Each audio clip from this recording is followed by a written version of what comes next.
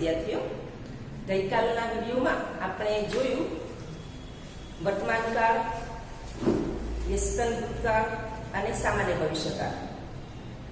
એ તમે બરાબર સમજી ગયા હશો, કારણ કે ધોરણ 9માં પણ તમે અભ્યાસ કરી ચૂક્યા છે. એટલે તમારે વારંવાર એનું રટણ થોડું કરતા રહેવાનું, પુનરાવર્તન કરવાનું, મહાવરો કરતા રહેવાનું. હવે આપણે આગળ અભ્યાસ કરીએ છીએ આજે આજ્ઞાર્થકાળ. સૌથી પહેલા તો આપણે આ વાક્યો જોઈએ. વાક્યો છે, હે બાલક ત્વમ આલસ્ય ત્યજ. બીજું વાક્ય, હે પ્રભુ કાલે પર્જન્ય વર્ષતો. ત્રીજું વાક્ય છે, હે બાલક ત્વમ શતમ જીવ. હવે અહીંયા ક્રિયાપદો છે, જુઓ તમે, ત્યજ, વર્ષતુ અને જીવ. આ ત્રણ ક્રિયાપદો છે. એ ક્રિયાપદો છે આજ્ઞાર્થના. ત્યજ એમાં ધાતુ છે ત્યજ એટલે ત્યજવું. વર્ષતુ એમાં ધાતુ છે વર્ષ. જીવ એમાં ધાતુ છે જીવ. હવે આ ત્યજ ધાતુ છે, પછી આપણે ક્રિયાપદ કયું છે આપણે જોઈશું. સૌથી પહેલા આપણે અર્થ જોઈએ. હે બાલક ત્વમ આલસ્ય ત્યજ. હે બાળક તું આળસ છોડ. અહીંયા ત્યજ એટલે છોડ, છોડી દે. હે પ્રભુ કાલે પર્જન્ય વર્ષતો. હે પ્રભુ સમયસર વરસાદ વરસજો. સમયસર વરસાદ વરસે. વર્ષતુ એટલે વરસજો. હે બાલક ત્વમ શતમ જીવ. હે બાળક તું 100 સાલ જીવ. હવે અહીંયા ત્યજ તું છોડી દે એટલે આજ્ઞા આપી છે. હે બાળ ત્વમ આલસ્ય ત્યજ. હે બાળક તું આળસ છોડ અથવા છોડી, તો આજ્ઞા આપેલી છે. તો એક વડીલ છે એ નાના બાળકને, પોતાનાથી નાનાને કહે છે કે તું આળસને છોડી દે. બીજું વાક્ય છે, હે પ્રભુ કાલે પર્જન્ય વર્ષતો. હે પ્રભુ સમયસર વરસાદ વરસાવજો. તો અહીંયા ભગવાનને પ્રાર્થના કરી છે. તો એમાં પ્રાર્થનાનું સ્થાન મળેલું છે. ત્રીજું વાક્ય છે, હે બાલક ત્વમ શતમ જીવ. હે બાળક તું 100 વર્ષ જીવ. 100 સરસ જીવ. એમાં છે આશીર્વાદ આપેલા છે. તો વડીલ છે પોતાનાથી નાના બાળકોને આશીર્વાદ આપે છે, એના માટે છે જીવ. આમ આજ્ઞાર્થમાં આજ્ઞા, પ્રાર્થના અને આશીર્વાદ સમાયેલો છે. કોઈ ક્રિયાના સંદર્ભે આજ્ઞા વગેરેનો અર્થ કહેવાનો થાય છે ત્યારે આજ્ઞાર્થ ક્રિયાપદો વપરાય છે. આપણે જોઈએ આજ્ઞાર્થના ક્રિયાપદો, એના રૂપો કેવી રીતે બને છે, એના પ્રત્યયો છે. ગઈકાલે આપણે જેમ જોયું એમ બંનેમાં પરસ્મય પદ અને આત્મનેપદ હોય છે. તો પરસ્મય પદ એના પ્રત્યયો છે ઉત્તમ પુરુષ એક વચન આની, ઉત્તમ પુરુષ દ્વિવચન આવ, ઉત્તમ પુરુષ બહુવચન આમ. એ પ્રમાણે મધ્યમ પુરુષ એક વચન ખાલી અથવા હી. ત્યાર પછી મધ્યમ પુરુષ દ્વિવચન તમ પ્રત્યય છે. મધ્યમ પુરુષ બહુવચન ત. એક પ્રમાણે અન્ય પુરુષ એટલે ત્રીજો પુરુષ પણ આપણે કહી શકીએ છીએ. ત્રીજો પુરુષ એટલે કે અન્ય પુરુષ એક વચન તું, દ્વિવચન તામ અને અન્ય પુરુષ બહુવચન અંતુ. એટલે થશે આની, આવ, આમ, ખાલી, તમ, ત, તું, તામ, અંતુ. હવે સૌથી પહેલા તો તમને સમજાવી દઈએ, ખાલી અને હી છે. તો હી અને ખાલી ક્યારે વપરાય છે? તમને કાલે સમજાવેલું હતું, એટલે ગયા વિડીયોમાં સમજાવેલું તમને કે ગણ બે પ્રકારના છે. પહેલો ગણ પ્રકાર અને બીજો ગણ પ્રકાર. પહેલા ગણ પ્રકારમાં પહેલો, ચોથો, છઠ્ઠો અને 10મો, આમ 4 ગણો હોય છે. તો એ 4 ગણ પ્રકારના ધાતુમાં ખાલી પ્રત્યય લાગે છે. એને બીજો કોઈ પ્રત્યય લાગતો નથી. ફક્ત શું થશે? ધારો કે ગમ ધાતુ છે, ગમનો આદેશ થાય છે ગચ્છ, અને એમાં એનો વિકરણ પ્રત્યય લાગે, બાકી ખાલી. તો શું થશે? ગચ્છ. બસ આટલું જ મૂકવાનું છે, એમાં હી પ્રત્યય લાગશે નહીં. તો હી ક્યારે લાગશે? બીજા ગણ પ્રકારમાં. બીજા ગણનો ધાતુ હોય તો હી લાગે. ત્રીજા ગણનો, 5મો, 7મો, 8મો અને 9મો, આ ત્રણ પ્રકારના જે ધાતુઓ છે અને એના ગણને હી પ્રત્યય લાગશે. બાકી આપણે જે અભ્યાસ કરીએ છીએ પેલા ગણ પ્રકારના, પહેલો, ચોથો, છઠ્ઠો અને 10મો, એને ખાલી પ્રત્યય જ લાગે છે. ખાલી એટલે કોઈ પ્રત્યય લગાવવાનો, કાળવાચક એટલે આજ્ઞાર્થનો કોઈ પ્રત્યય લાગતો નથી. એટલે ખાલી, તમ, ત, તું, તામ, અંતુ. સમજાય ગયું? હવે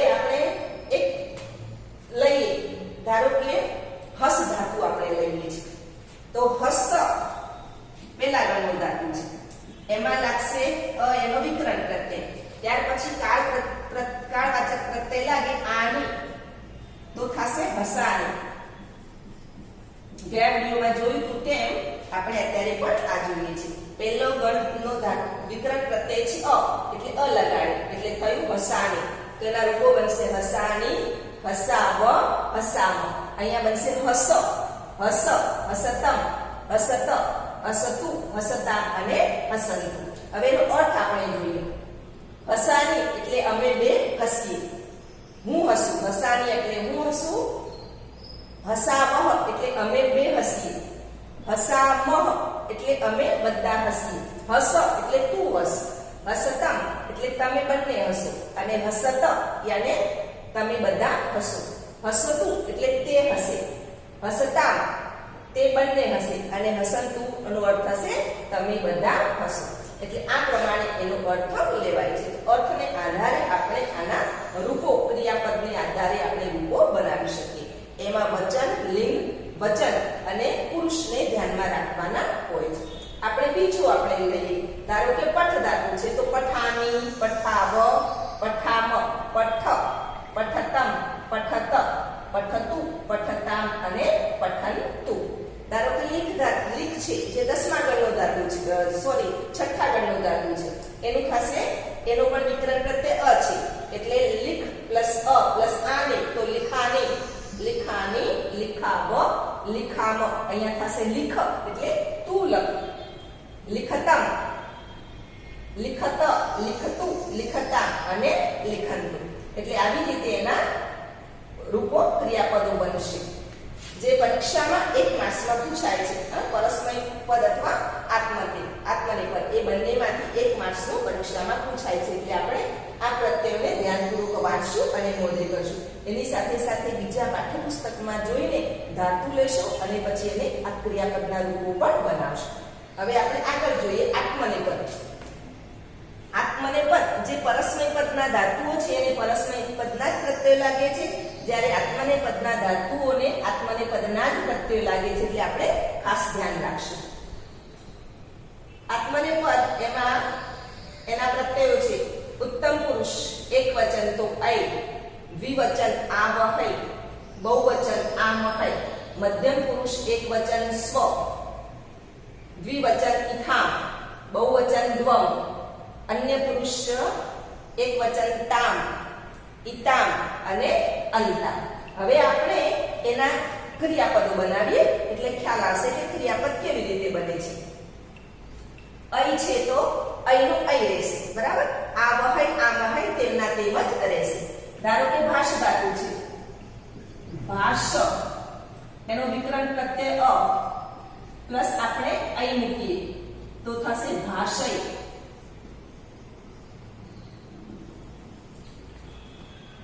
બનશે ભાષય, ભાષાવહૈ, ભાષામહૈ, ભાષસ્વ, ભાષ્યથામ, ભાષદ્વમ, ભાષતમ, ભાષ્યતામ અને ભાષંતમ.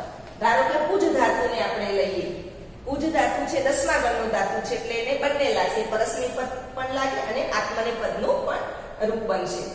તો પૂજય 10મો ગણ છે માટે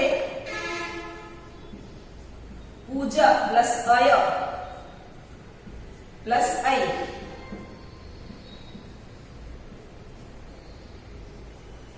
બરાબર થશે પૂજય.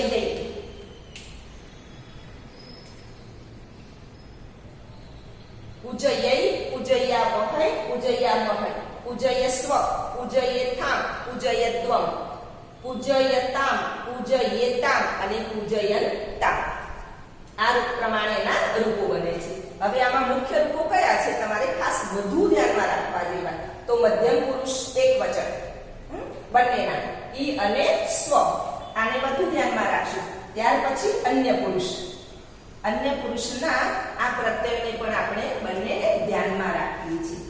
આટલાને આપણે વધુ ધ્યાનમાં રાખશું. બાકીના ધ્યાનમાં તો રાખવાના છે, તેમ છતાં પણ આને વધારે ધ્યાનમાં આપણે રાખીએ છીએ. એ પ્રમાણે તમારે બંને પરસ્મય પદ આત્મનેપદ બંનેના બબે ધાતુ લઈને ક્રિયાપદના રૂપો તમે ચોક્કસ બનાવશો. હવે આપણે આગળ છે રૂપો શોધો, જે તમારે અભ્યાસ કરવાનો છે. નોટબુકમાં લખશો કે કયા કયા રૂપો શોધવાના છે. પરીક્ષામાં પણ આ રીતે જ પૂછાય છે. અહીંયા મેં પુરુષના મધ્યમ પુરુષ એકવચન શોધો.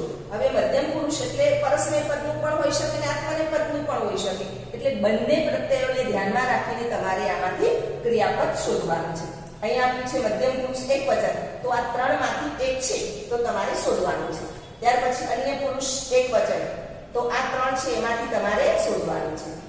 ત્રીજો પ્રશ્ન છે મધ્યમ પુરુષ એકવચન, તો એમાં આ રૂપો આપેલા છે, તો એમાંથી તમારે મધ્યમ પુરુષ એકવચનનું રૂપ શોધવાનું છે. પરસ્મય પદ પણ હોઈ શકે અને આત્મનેપદ પણ હોઈ શકે. અન્ય પુરુષ એકવચન આમાંથી શોધશું. અન્ય પુરુષ બહુવચન એ પણ તમારે શોધવાનું છે. અન્ય પુરુષ દ્વિવચન, તો આ ત્રણ રૂપો આપેલા છે, હસ, ગચ્છામિ અને ખાદતા. આ ત્રણમાંથી શોધશો. આમ તમારે મહાવરો કરવાનો છે. તો ધ્યાનપૂર્વક બધું જ કાર્ય વ્યવસ્થિત કરશો. જો વિદ્યાર્થીઓ, આજે આપણે બીજા વાક્યો જોઈએ છે. પ્રાતઃ મંત્રાન પઠેત, અતિથિ મધ્યાહ્ને તક્રમ પીબેત, જીવેમ શરદઃ શતમ. હવે અહીંયા આ ક્રિયાપદો છે. પઠેત, જીવેમ, પીબેત અને જીવેમ. તો હવે આ ક્રિયાપદો કયા છે? તો વિદ્યથના છે. વિદ્યાર્થના ક્રિયાપદો આપેલા છે. સૌથી પહેલા આપણે અર્થ જોઈએ તે તમને ખ્યાલ આવશે. પ્રાતઃ મંત્રાન પઠેત, સવારે મંત્રો નો પઠન કરવું જોઈએ. સવારે મંત્રોનું પઠન કરવું જોઈએ. અતિથિ મધ્યાહ્ને તક્રમ પીબેત, અતિથિ બપોરે છાસ પીશે, કદાચ પીશે એવું પણ કહી શકીએ આપણે. જીવેમ શરદ શતમ, અમે 100 શરદ ઋતુઓ જીવીએ. અમે 100 શરદ ઋતુઓ જીવીએ અથવા જીવવી જોઈએ એવું પણ કહી શકાય. અહીંયા ત્રણ છે. પઠેત, પીબેત એટલે આજ્ઞા છે. પહેલું પદ છે એમાં આજ્ઞાનો અર્થ આપેલો છે પઠેત. ત્યાર પછી બીજું પીબેત, અતિથિ મધ્યાહ્ને તક્રમ પીબેત, એમાં સંભાવના વ્યક્ત કરવામાં આવી છે. ત્રીજું વાક્ય છે જીવેમ શરદ શતમ, કે છે કે અહીંયા 100 શરદ ઋતુઓ જીવવી જોઈએ એટલે પ્રાર્થના છે. અહીંયા આજ્ઞા, સંભાવના અને પ્રાર્થના જે વિદ્યથમાં વપરાય છે. આવા અર્થોમાં વિદ્યથના ક્રિયાપદોનો ઉપયોગ કરવામાં આવે છે. હવે વિદ્યથ ના પ્રત્યયો આપણે જોશું. પ્રત્યય છે ઉત્તમ પરસ્મય પદ અને આત્મનેપદ. પરસ્મય પદના પ્રત્યય છે ઉત્તમ પુરુષમાં એકવચન ઇયમ, દ્વિવચન ઇવ, બહુવચનમાં ઈમ. મધ્યમ પુરુષ એકવચન ઇહિ, દ્વિવચન ઈતમ અને બહુવચન ઈત. અન્ય પુરુષ એકવચન ઇત, દ્વિવચન ઈતામ અને બહુવચનમાં ઈયુહુ. હવે આના ક્રિયાપદો કેવી રીતે બને છે આપણે જોઈશું. ધારો કે રચ ધાતુ છે, 10મા ગણનું ધાતુ છે, માટેનો વિકરણ પ્રત્યય લાગશે અય. ત્યાર પછી આપણે આ વિદ્યથના રૂપ પ્રત્યય લગાડીશું. એનો આપણે પ્રથમ ઉત્તમ પુરુષ એકવચન મૂકીએ તો ઇયમ. રચ, રચ પ્લસ અય પ્લસ ઇયમ. તો એનું ક્રિયાપદ કેવી રીતે બને છે? રચય પછી અ પ્લસ ઈ બરાબર એ થશે. રચયેયમ. શું થશે? રચયેયમ. હવે આ જ પ્રમાણે બધા જ ક્રિયાપદો બનાવવાના છે. રચયેયમ, રચયેવ, રચયેમ, રચયેહિ, રચયેતમ, રચયેત, રચયેત, રચયેતા, રચયેયુઃ. હવે ખાસ ધ્યાન રાખશો, જ્યાં ઈ છે ત્યાં બધે માત્ર આવી જશે. એ ક્યારે આપણે ભૂલશું નહીં. અ પ્લસ ઈ બરાબર થશે એ. આપણે બીજું પણ એક જોઈ લઈએ. ધારો કે હસ ધાતુ છે એટલે કે હસવું જોઈએ. હું હસું, તું હસ, આપણે બધા હસીએ એવો અર્થ પણ લાગુ પડે, અથવા આપણે બધાએ હસવું જોઈએ એવો અર્થ પણ અહીંયા લાગુ પડશે. હસેયમ, હસેવ, હસેમ, હસેહે, હસેતમ, હસેત, હસેત, હસેતા, હસેયુ. આવી રીતે આપણે ક્રિયાપદો બનાવતા રહીશું. તમારે પણ પાઠ્યપુસ્તકમાં જોઈને કોઈ બે ધાતુ લઈને આના પણ ક્રિયાપદો તમે બનાવશો. હવે આગળ જોઈએ આત્મનેપદ. આત્મનેપદમાં છે પ્રત્યયના ઉત્તમ પુરુષમાં ઇય, ઈવહિ, ઈમહિ, મધ્યમ પુરુષ એકવચન ઈથાહ, દ્વિવચન ઈયાથામ, બહુવચન ઈદ્વમ, અન્ય પુરુષ એકવચન ઈત, દ્વિવચન ઈયાતામ અને બહુવચનમાં છે ઈરન. હવે અહીંયા ઈત અને અહીંયા પણ ઈત આવે. પરસ્મય પદ મધ્યમ પુરુષ બહુવચનમાં પણ ઈત છે અને આત્મનેપદ અન્ય પુરુષ એકવચન એમાં પણ ઈત છે. તો ત્યારે તમારે શું કરવું, કેવી રીતે ધ્યાનમાં રાખશો, કેવી રીતે શોધશો? ત્યારે ધાતુ કયા ગણનો છે તમારે ધ્યાનમાં રાખવું પડે. જે પરસ્મયપદી છે કે આત્મનેપદી છે. જો પરસ્મયપદનો ધાતુ હોય તો એને ઈત, તો મધ્યમ પુરુષ કહેવાશે, મધ્યમ પુરુષ એકવચન.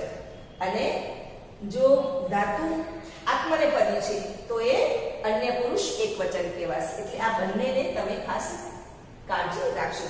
જ્યારે જ્યારે પાઠ્યપુસ્તક આપણે વાંચીએ છીએ તો એમાં ટિપ્પણમાં બધું જ આપેલું છે કે આ ધાતુ કયા ગણનો છે અને તે કયું પદ છે, પરસ્મય પદ છે કે આત્મનેપદ છે. એટલે વાંચતા વાંચતા વારંવાર વાંચવાથી આપણને સમજાઈ જાય છે, આવડે છે. એટલે આપણને યાદ રાખવા માટે એટલું તો કરવું જ પડશે. હવે આત્મનેપદના પ્રત્યય આપણે જોઈ લઈએ. ધારો કે બંધ ધાતુ છે, બંધ એનો વિકરણ પ્રત્યય છે અ અને આપણે એને આત્મનેપદનો પ્રત્યય મૂકીએ તો પ્લસ છે ઈય, બરાબર થશે વંદેય. આ થયું ઉત્તમ પુરુષ એકવચન. વંદેય, વંદેવહિ, વંદેવહિ, વંદેથાહ, વંદેયાથામ, વંદેદ્વમ, વંદેત, વંદેયાતામ, વંદેરન.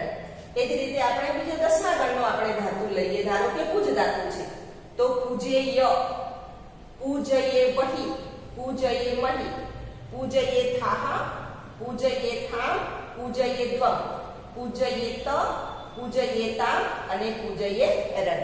આ પ્રમાણે આપણે પ્રેક્ટિસ કરીશું.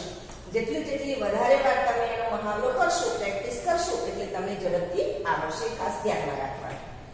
હવે રૂપો કેવી રીતે પૂછાય છે પરીક્ષામાં એ પણ તમારે ધ્યાનમાં રાખવાનું છે. આમાં મુખ્ય છે મધ્યમ પુરુષ એકવચન અને અન્ય પુરુષ આખું જ, એટલે એકવચન, દ્વિવચન અને બહુવચન. એ જ પ્રમાણે અહીંયા પણ મધ્યમ આત્મનેપદમાં પણ મધ્યમ પુરુષ એકવચન વધારે મહત્વનો છે અને અન્ય પુરુષના ત્રણે ત્રણ વચન મહત્વના છે. તો આને કાળજીપૂર્વક આપણે તૈયારી કરશું. હવે સ્વાધ્યાયમાં તમારે શું કરવાનું છે? અહીંયા મેં આપેલા છે રૂપો શોધવાના છે, તો રૂપો શોધો. અહીંયા અન્ય પુરુષ એકવચન, તો આ ત્રણમાંથી તમે શોધશો. બીજો પ્રશ્ન છે અન્ય પુરુષ બહુવચન, તો આમાં આપેલું છે તો શોધી લેશો. ત્રીજો પ્રશ્ન અન્ય પુરુષ દ્વિવચન, આ ત્રણમાંથી શોધવાનું છે. ચોથો પ્રશ્ન મધ્યમ પુરુષ એકવચન. પાંચમો મધ્યમ પુરુષ એકવચન. છઠ્ઠો છે અન્ય પુરુષ એકવચન. સાતમો પ્રશ્ન છે અન્ય પુરુષ બહુવચન. હવે આમાં પરસ્મય પદ અને આત્મનેપદ બંનેના રૂપો હશે. અન્ય પુરુષ એકવચન તો કદાચ પરસ્મય પદનું પણ હોઈ શકે ને આત્મનેપદનું પણ હોઈ શકે. પરીક્ષામાં ચોક્કસ નહીં પૂછાય કે તમે આત્મનેપદનું શોધો અથવા પરસ્મય પદનું શોધો. એમાં તો સીધો પ્રશ્ન હશે કે વિદ્યર્થકાળ અન્ય પુરુષ એકવચન શોધો અથવા મધ્યમ પુરુષ એકવચન શોધો અથવા અન્ય પુરુષ બહુવચન શોધો. આમ સીધો પ્રશ્નનો જવાબ પ્રશ્ન હશે. માટે આપણે ખાસ બંનેના પ્રત્યયો ત્યારે યાદ કરવા પડે. જ્યારે બંને પ્રત્યયો યાદ કરીએ ત્યારે તેમાંથી આપણને એનું ક્રિયાપદનું રૂપ મળી જશે. આમ તમારે ખાસ મહાવરો કરીને આ બધા જ રૂપોને શોધવાના છે. ત્યાર પછી સ્વાધ્યાય આપેલો છે તો સ્વાધ્યાયના બધા જ પ્રશ્નો કરશો કે જેને કારણે તમને કોઈ મુશ્કેલી પડે નહીં. અસ્તુ.